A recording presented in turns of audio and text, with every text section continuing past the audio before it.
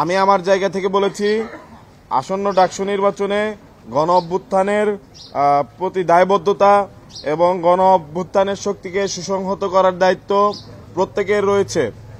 এখানে যারা গণ অভ্যুত্থানের পক্ষের শক্তি দাবি করেন সকল রাজনৈতিক ছাত্র সংগঠন এবং গণ অভ্যুত্থানে অংশ নেওয়া প্রতিটি ব্যক্তিরই গণ অভ্যুত্থানের প্রতি দায় রয়েছে।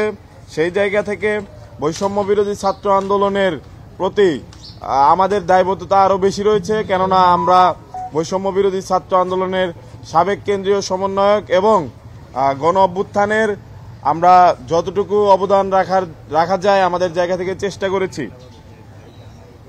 আপনারা সবই জানেন, আপনারা এও জানেন যে আমি একটি প্যানেল থেকে সমন্বিত শিক্ষার্থী সংসদ প্যানেল থেকে জিএস পদে প্রতিদ্বন্দ্বিতা করার সিদ্ধান্ত নিয়েছি এবং আমার জায়গা থেকে সর্বাত্মকভাবে আমি প্রস্তুতি নিয়েছি যেন ডাকসু নির্বাচনে আমি জিএস পদে নির্বাচিত হতে পারি।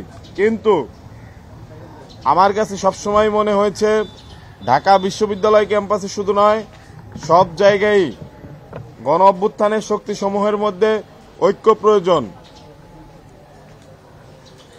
সেই জায়গা থেকে আমি মনে করছি ঢাকা বিশ্ববিদ্যালয় কেন্দ্রীয় ছাত্র সংসদ নির্বাচনে যদি গণ অভ্যুত্থানের সামনের সারির নেতৃত্ব নির্বাচিত হতে পারে তাহলে যে কারো চাইতে ঢাকা বিশ্ববিদ্যালয় শিক্ষার্থীদের প্রতি তারা বেশি দায়বদ্ধতা অনুভব করবে, কেননা যাদের ইতোপূর্বে ঢাকা বিশ্ববিদ্যালয় শিক্ষার্থীদের স্বার্থে লড়াই সংগ্রাম রয়েছে তারাই ঢাকা বিশ্ববিদ্যালয় শিক্ষার্থীদের পরিশ্রমের মর্ম বুঝবে এবং তাদের জন্য অধিকতর কাজ করবে।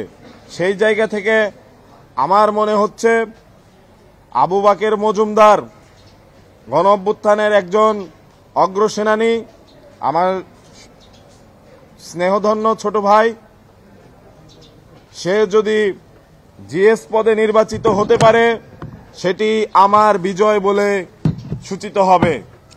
আমি আমার সমর্থন আবু বাকের মজুমদারের প্রতি ব্যক্ত করছি।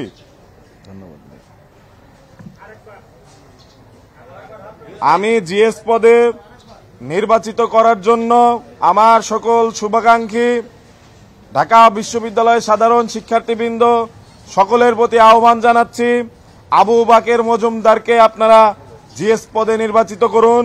আবু বাকের মজুমদারের বিজয়ী মাহিন সরকারের বিজয় বলে সূচিত হবে ইনশাআল্লাহ। যেহেতু এখন পর্যন্ত প্রার্থিতা প্রত্যাহারের কোনো সুযোগ নেই, সেহেতু প্রার্থীর তালিকায় মাহিন সরকারের নাম থাকবে। কিন্তু যারা আমাকে সমর্থন করেছেন, যারা আমার শুভাকাঙ্ক্ষী, প্রত্যেকের উদ্দেশ্যে আমি বলছি আবু বাকের মজুমদারের বিজয়ী মাহিন সরকারের বিজয় বলে সূচিত হবে।